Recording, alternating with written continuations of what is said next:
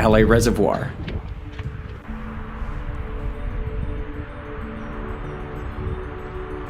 $96 million shade balls. That's correct. 96 million.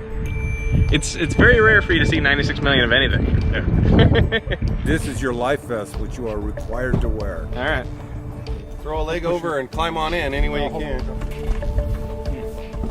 There you go. Looking at this, I had so many questions. Like, why are they black? Are they safe to have in drinking water? How much do they cost? Do they actually reduce evaporation? And what is their real purpose? Is it hard to drive in shade balls? It is very hard. Why is that? These are actually partially filled with water.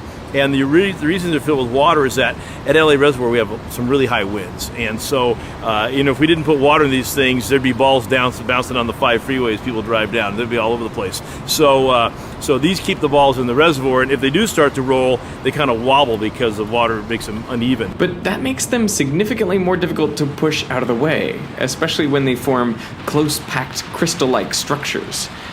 Behind the boat, the balls quickly come together in our wake, and some, close to the motor, are pulled along with the boat.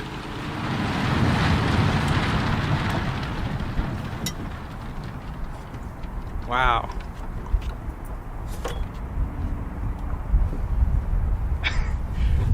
What did you think the first time they suggested doing this, or when it first came in?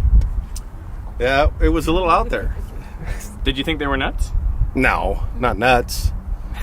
Well, it looks absurd. It's like we're in the world's biggest ball pit. Right, yeah, that's what it looks like. Yeah, you can't tell by standing here that we're actually floating over, I think it's probably 40 feet right here, 40, 50 feet deep below us. And you can't even see any water. You'd think it was a joke, right? Like if you didn't know, you'd be like, no, you're not. That's you're like green screen or something, right? Yeah, it's fake. So like when I switch on my tap at home, is the water coming from here? Yes. Sometimes. Yes, or always? Most of the time. Yes. Most of the time the water's coming from here. Absolutely nuts. So why is LA Reservoir covered in shade balls? Well, the problem all started with bromide. Bromide is a naturally occurring substance. It's associated with salt water, and so normally places like the California aqueduct that comes down from the delta, you get some saltwater intrusions. You have some bromide in the water. Bromide's harmless, and it's almost impossible to remove. But when you disinfect the water with ozone, that bromide becomes bromate. And bromate's carcinogenic. And so around the year 2000, they wrote regulations regulating bromate. And the regulations basically said, if you have a treatment plant that uses ozone, then you have to watch your bromate formation and be careful not to form too much. So the only place we ever measured bromate was at our filter plant. And the results were always within the 10 micrograms per liter limit set by regulators. So they were confused when they got a call from one of their customers, a beverage company in LA. They said, we have some really high levels of bromate showing up. Are you aware of this? And we said, well, we don't show anything. But between the filtration plant and the customer was the reservoir. So they did some tests. Almost immediately upon coming into this open reservoir, the bromate levels jumped. It turned out that bromide with chlorine, which was supposed to be safe, in bright sunlight formed bromate even more than ozone did. And so we made this unfortunate scientific discovery that actually was not part of any regulatory scheme. And so here we are at the reservoir. We have water source that's got bromide in it, harmless. We have chlorine, we have to have to disinfect the water. And we have sunlight because it's open. The only choice we have is to remove sunlight. So we looked at all sorts of things. We looked at floating tarps across the water. And normally you put a floating cover on the water, but that's a multi-year project. And so we said, well, can we manufacture these kind of trampolines with PVC pipe? And we said, well, they're just going to become bird perches and we'll have a big water quality problem. And so then we knew we had high-density polyethylene pipe, which is used in the water industry, and we know that it floats. We at one point thought about, can we just float a pile of pipe across the surface? Well, that's hard to do and very expensive because there's a lot of material. So maybe we could take some pipe and run it through a chipper, and we can make a debris field across the surface, like the back corner of a lake somewhere. But then you have all this mushy, warm water with plastic floating on the top. That sounds like a petri dish. And so lo and behold, Dr. Brian White did some research and he found the shade ball. Except they weren't called shade balls at the time. This product existed, and they were called bird balls. And they used it on ponds that had mine tailings where they didn't want waterfowl to go in and get poisoned, and also around airports where there were ponds and they wanted to keep the waterfowl off so that they didn't take off and get into jet engines. They'd actually done wind tunnel testing and they had, blew, 50, 60 mile an hour winds across to see how they'd behave. But they were really made to deter birds and wildlife from sitting on the water. Did there used to be birds landing here more? Absolutely. Yeah? Yes, yeah. Once we deployed these balls, all the birds were gone. They used to just hang out, right? Loiter at the curbs. Yeah, they'd be all over the You'd see top of the dam. bird droppings They'd be everywhere. down at the outlet tower. They'd be everywhere, but we don't get them anymore like we used to. But before being added to the reservoir, the shade balls had to be tested.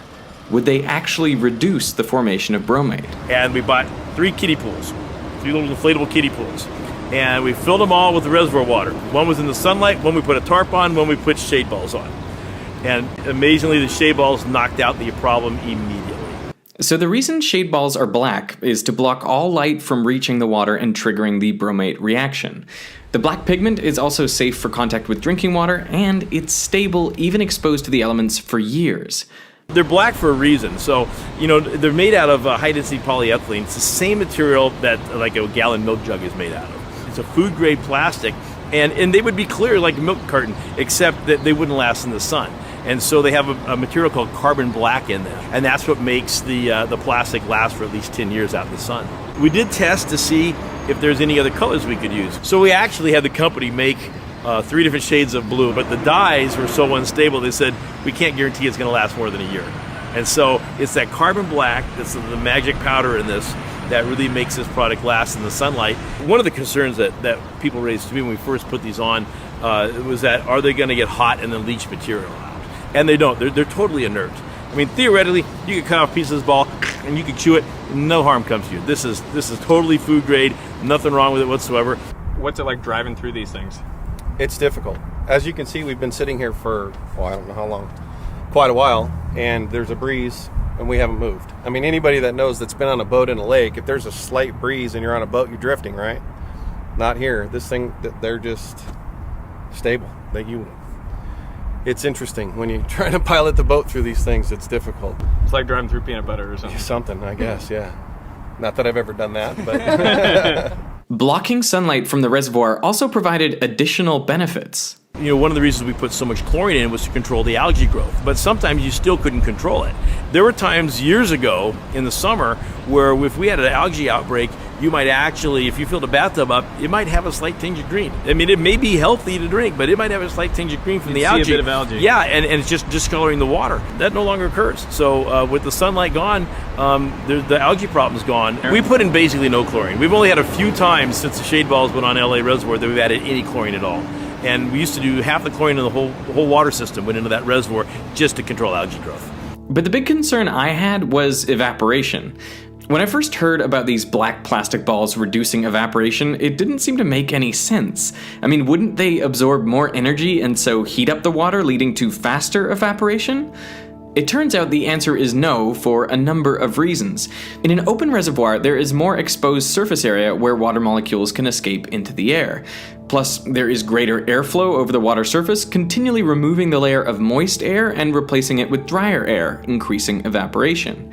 Now, the shade balls do absorb more energy and get hotter on top, but the bottom of the balls stays cool. Plus, the balls contain mostly air, which is a good thermal insulator, and so not much of the heat is transferred through to the water. It's almost like a double pane window. You get that air gap in there, and the air acts as an insulator, and so the sun never hits the water. Matter of fact, we've actually done some measurements, and it's actually cooler under the shade balls, even though they're black, than it is without the balls, just with the sun itself. So the balls actually have a slight cooling effect. So for all of these reasons, shade balls reduce evaporation by 80 to 90%. That's pretty significant for a dry climate like Los Angeles. How much do they cost?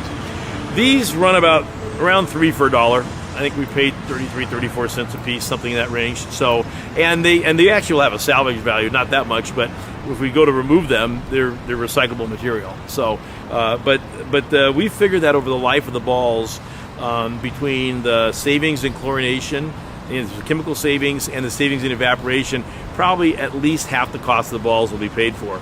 And so, I mean, of course, the water quality benefit is immeasurable, but even the balls themselves will save money doing what they do.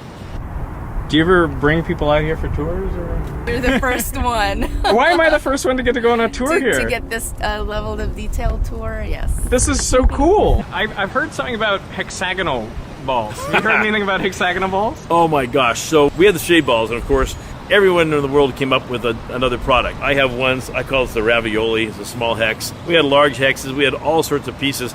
And people say, well, they lock together. But the problem is they need to not stack up, and they need to not sit on the bank of the reservoir. And the reservoir is going to go up and down. And so it was really the shape of the ball that makes them not perch on the side, because we need to make sure that these, when the water goes up and down, that they spread up, or they spread out completely to cover the water as best possible. I mean, I just can't get over what I'm seeing. It's just so nuts. I'm waiting for you to say it looks like a pool of boba. I feel like that's the line that'll go in, but you got it. Like, that's awesome. Do you like boba? I love boba. I might get some after